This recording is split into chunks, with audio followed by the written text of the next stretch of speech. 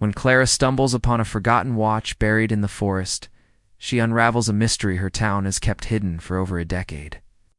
Every clue pulls her closer to the truth, one that ties betrayal, family secrets, and a chilling murder together. But in a place where silence has protected lies for years, exposing the past could destroy everything she loves. Some secrets aren't meant to be unearthed. The forest was thick with fog, the kind that blurred edges and swallowed sound. Clara walked deeper into it, her boots crunching over brittle leaves, every step echoing with the sting of the argument she had just left behind. Words lingered in her chest like poison accusations, half-truths, and a betrayal she hadn't seen coming. Solitude was supposed to soothe her, yet the silence pressed harder than any voice. She shoved her hands deeper into her coat pockets, her breaths quick and uneven. Why did it have to be her mother? Why the lies, the secrets? The thought clawed at her. She wished the forest would answer back, but all it gave was the hollow groan of branches shifting against the mist. Clara muttered aloud, though no one could.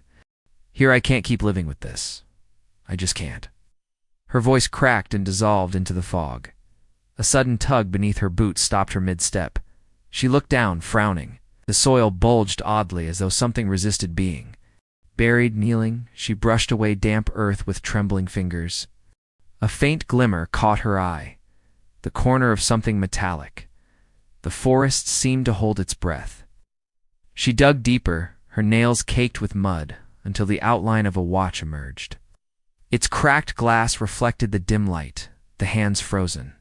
At an unnatural angle, a chill skated across her skin. She whispered almost to herself, "Who left this here?" The object felt wrong in her palm, as if it carried the weight of a story she wasn't meant to know. Clara glanced back toward the crooked trees, suddenly aware of how still everything had become. She slipped the watch into her pocket. The silence wasn't just silence anymore, it was waiting.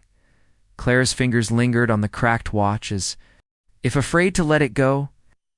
The glass was shattered, its edges rimmed with dirt, and the hand stood frozen at 11:47.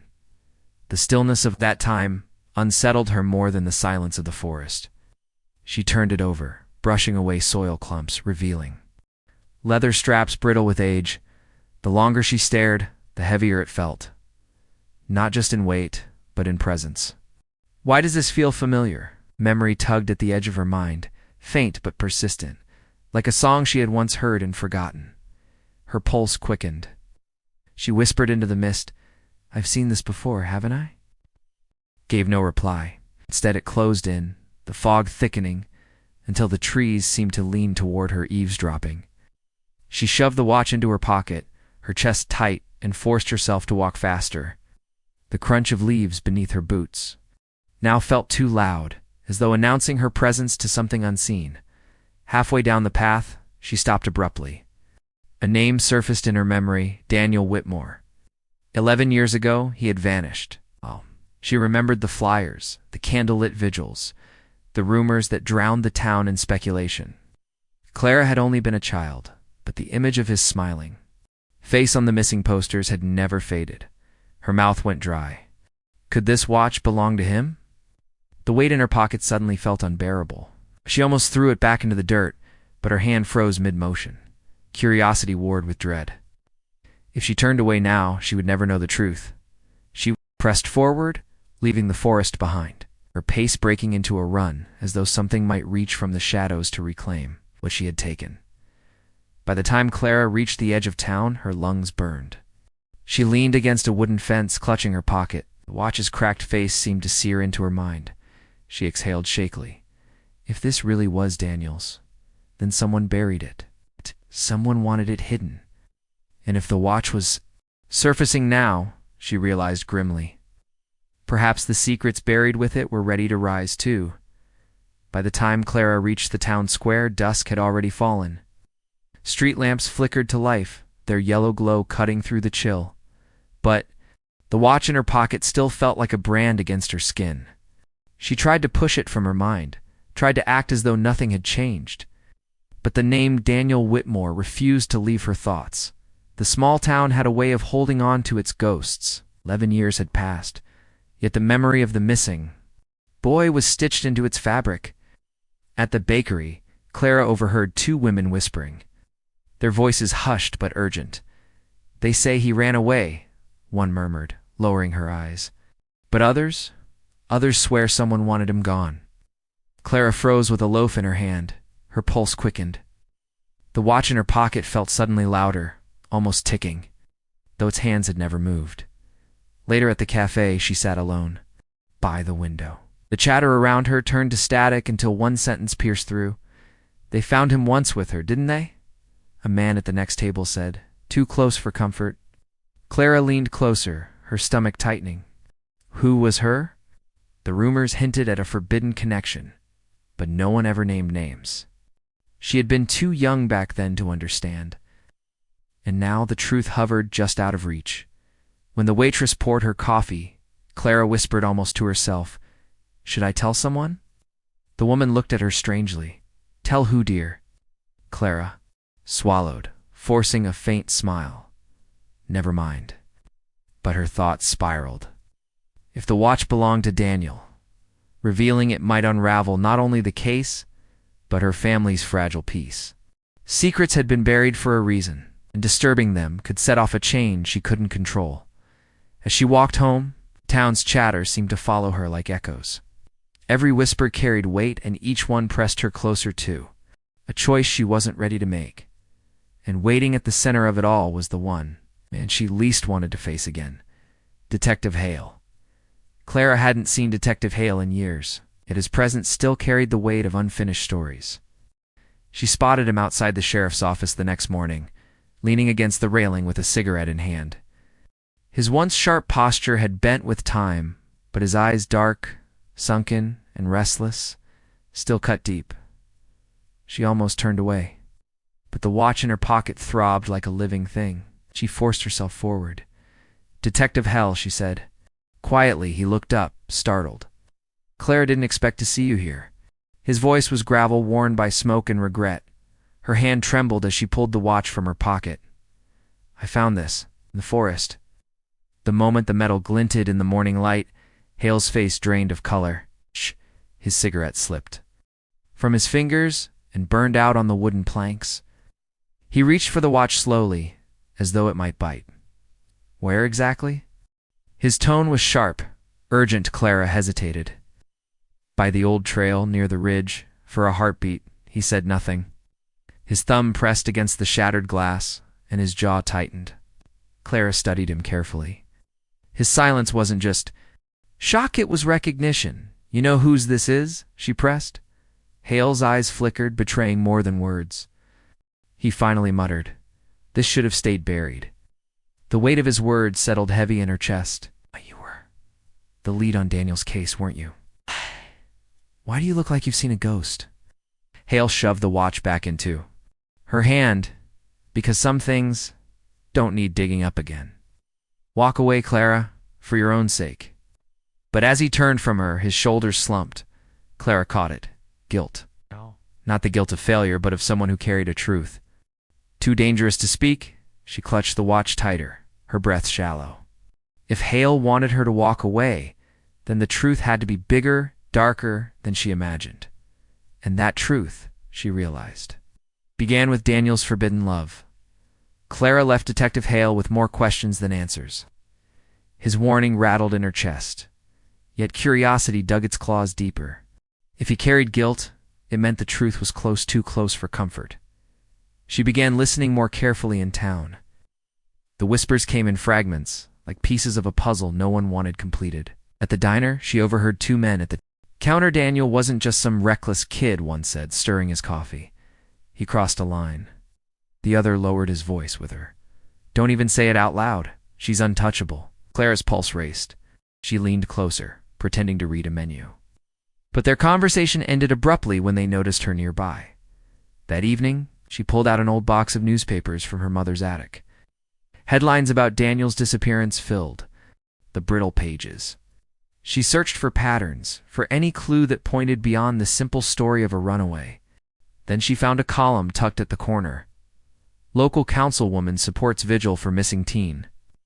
The accompanying photo showed Daniel standing uncomfortably near a woman in her 30s. A face Clara recognized, her stomach twisted.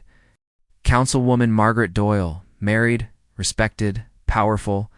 The gossip snapped into focus. Daniel's secret wasn't just teenage rebellion. It was a forbidden love that could shatter reputations. Later that night, Clara confided in her reflection, whispering as though someone might hear through the walls. If this is true, then no one ever wanted him found. The thought chilled her.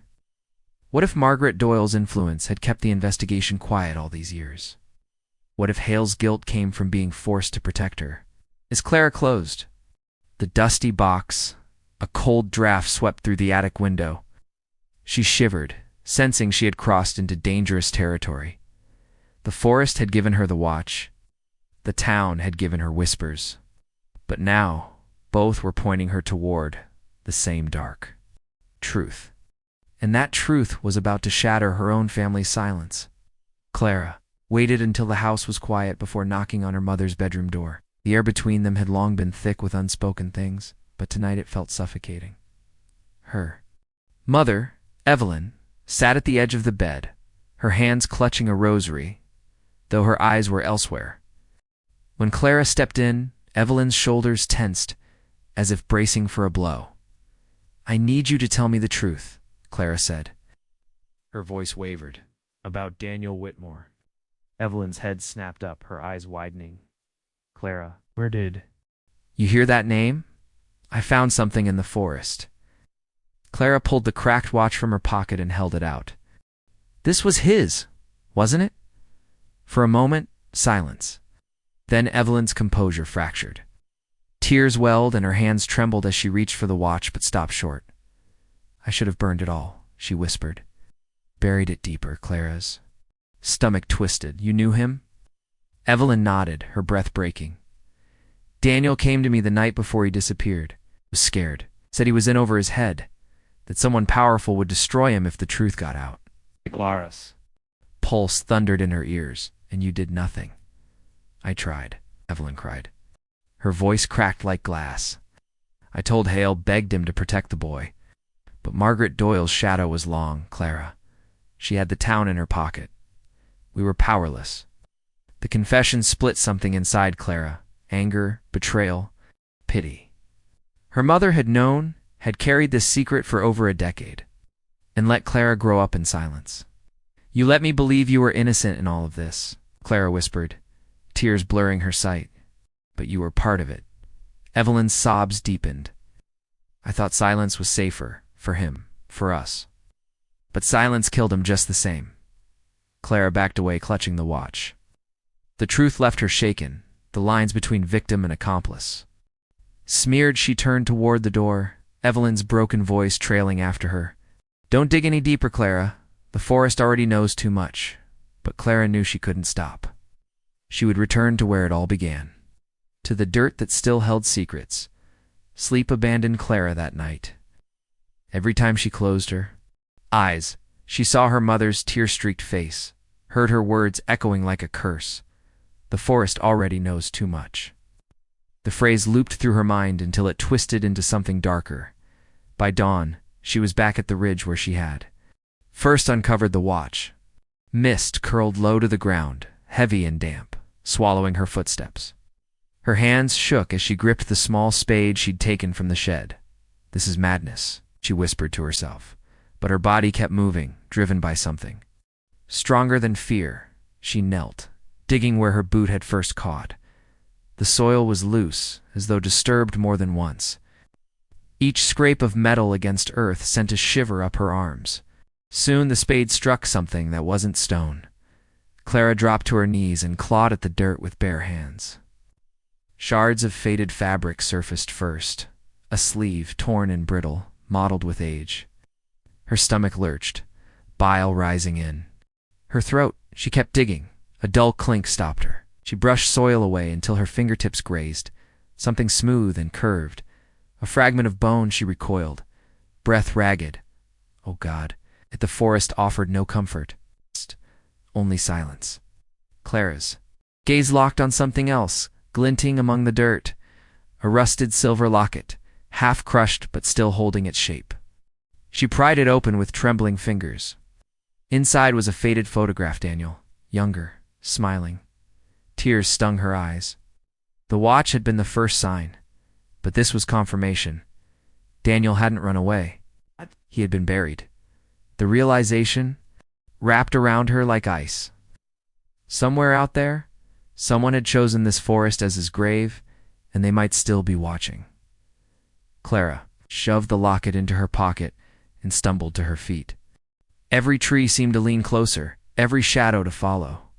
For the first time, she felt not like the discoverer of secrets, but the hunted. Word of Clara's discovery spread faster than she expected. By morning, the town buzzed with speculation. Whispers curling through the grocery store aisles, the church steps, the diner counters. The forest was no longer just a backdrop. It had become a crime scene in everyone's imagination. But Clara felt the weight more than anyone. Each time she walked down Main Street, eyes followed her. Some sympathetic, others sharp with suspicion. At night, she swore she heard footsteps outside her window. Faint crunches retreating into silence when she turned on the light. Detective Hale confronted her outside the post office. His voice was low, almost a growl. "You've stirred a nest. You can't control. Stop digging before you get yourself killed." Clara met his gaze, anger edging past her fear. "You knew, didn't you? You knew Daniel never left." His jaw tightened, but he said nothing. That silence was louder than any denial. That evening, Clara returned home to find an envelope slipped under her door. No name, no seal, just a folded sheet of paper. Her hands shook as she opened it. Inside, scrawled in jagged handwriting, "The forest keeps its secrets. Leave them there." Her stomach twisted. She glanced around her small living room suddenly, aware of how vulnerable she was. Every creak of the floorboards felt like an intruder's step. Every shadow stretched too far. She sank into the couch, clutching the note, her breath shallow. Whoever left it knew where she lived. Whoever left it wanted her afraid. But Clara's fear sharpened into resolve. If someone was desperate to silence her, it meant she was close. Closer than anyone had been in 11 years. She looked toward the dark window. "If you're watching me," she whispered, "then you already know. I won't stop." Outside, the branches shifted in the wind. Or maybe it wasn't the wind at all. Sleep came fitfully, haunted by images Clara could not escape. Each time she closed her eyes, the forest bled into memory. Not hers, but someone else's. It was as if the watch, the locket, the bone fragments had awakened echoes buried deep within the town's past. That night, the visions sharpened into a flashback. She could see Daniel as though he were standing before her, a restless boy of 17, his cracked wristwatch glinting in the moonlight. He wasn't alone. He was arguing with someone, their voices muffled in the damp air of the forest clearing. Clara strained to hear. "You promised me," Daniel hissed. "You said we'd run away. You said you'd leave him." The other voice trembled, female, older, desperate. "I can't. You don't understand what's at stake." The argument escalated, jealousy twisting Daniel's words into threats, the woman's pleas into panic. Then, suddenly, another figure emerged from the trees. Heavy steps, sharp breath, a shadow that shifted the balance. Clara's chest tightened as the scene unfolded. Daniel turned, startled. "You followed us?" The shadow lunged.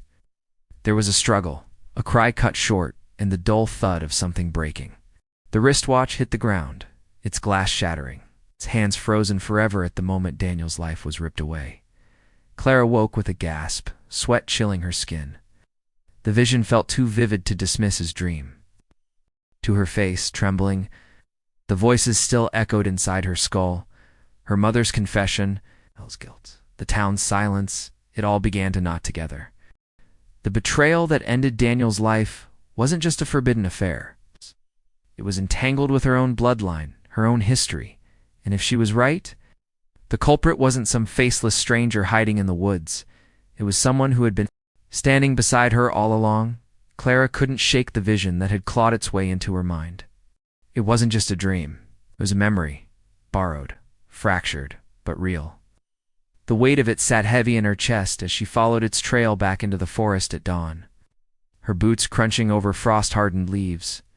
She stopped where the soil still looked disturbed, where the locket and bones had whispered their secrets. Her hands trembled as she dug deeper, clawing at roots and damp earth, until her fingers brushed against something metallic. The sound of scraping soil against rust echoed through the silence. She pulled free a bent knife. Its handle cracked, the blade dulled with time, but it was enough. Her breath caught. This was no accident. Daniel had been silenced. The truth began stitching itself together in Clara's mind. Daniel hadn't disappeared into thin air.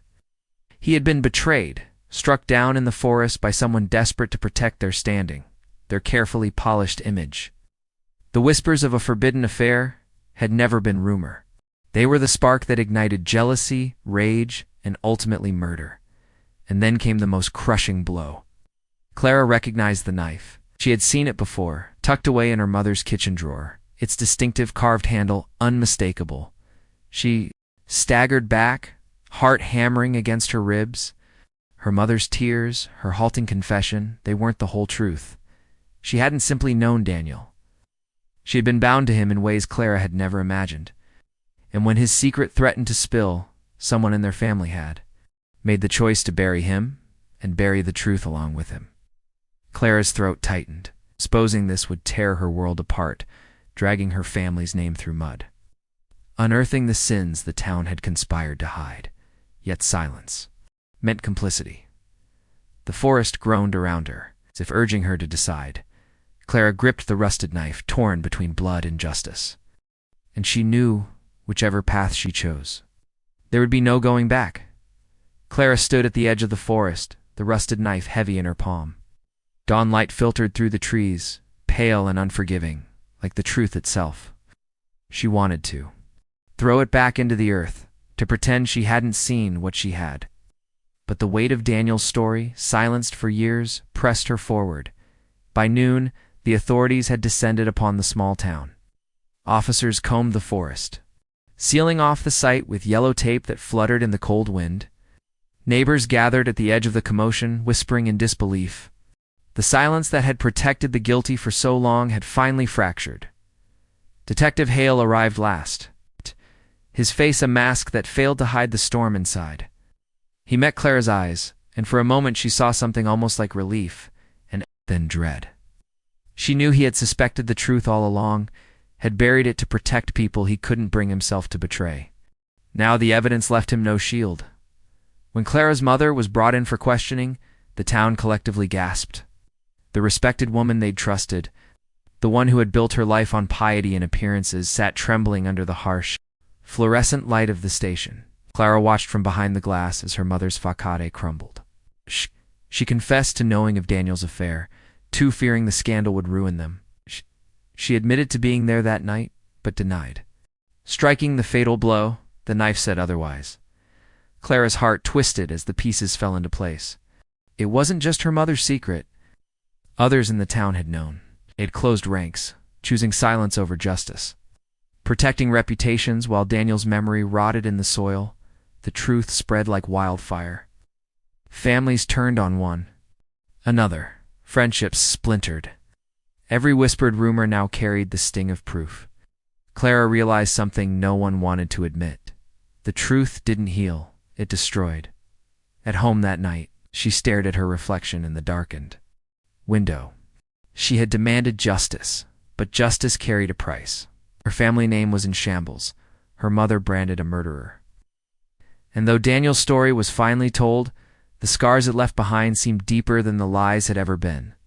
As the wind rattled the panes, Clara whispered the question that would not leave her. Had she done the right thing?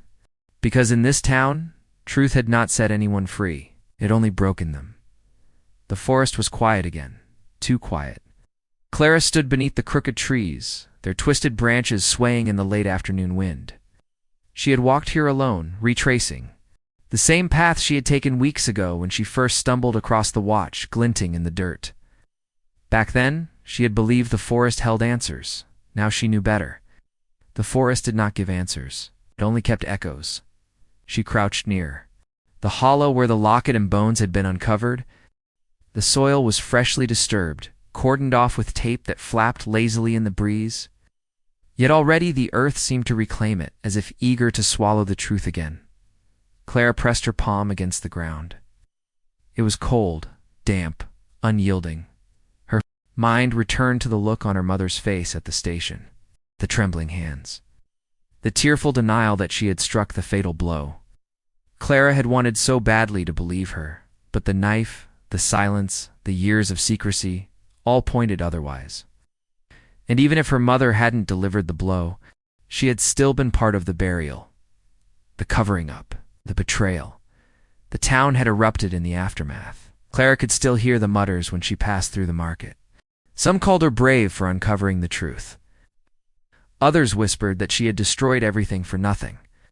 The people didn't want to see their neighbors in handcuffs, their history rewritten as a crime scene. They wanted their illusions, their safety. Clara had stripped that away, and they would not forgive her for it. She closed her eyes and listened. The forest groaned softly, the wind carrying sounds that could have been branches snapping, or perhaps voices too faint to name. This was where Daniel had breathed his last, where the earth had accepted him, where silence had conspired with guilt. Clara wondered if he lingered still, not as a ghost, but as an echo, woven into the roots and soil. For the first time, she questioned what justice had really been worth. Daniel's name had been dragged through gossip, his death a spectacle, his memory tied forever to scandal. Her family was shattered. Hale's reputation as detective lay in ruins. And Clara, she carried knowledge too heavy to bear. She rose slowly, brushing dirt from her knees, and turned her gaze toward the setting sun. Its light filtered in thin, fractured beams through the canopy, painting the ground in patches of gold and shadow. It was beautiful and cruel all at once, much like the truth she had unearthed. The watch still lay in her pocket. She had kept it, unable to surrender the first clue that had begun all of this. She turned it over in her palm, the cracked glass catching the last light of day. A broken face, frozen in time like Daniel, like the town itself. She considered tossing it into the undergrowth, letting the forest devour it once more, but her fingers refused to let go. Perhaps holding on to it was her penance. The wind rose, carrying with it the faintest sound. Not quite words, not quite silence. Clara exhaled, her breath misting in the cooling air. Some truths destroyed more than lies ever could. That was the lesson carved into the soil here. She walked deeper into the trees, not knowing if she sought escape or belonging. The forest closed around her, not threatening but eternal, indifferent. And as the shadows lengthened, Clara understood. She was free from secrets, but never from the weight of knowing. The echoes would follow her always.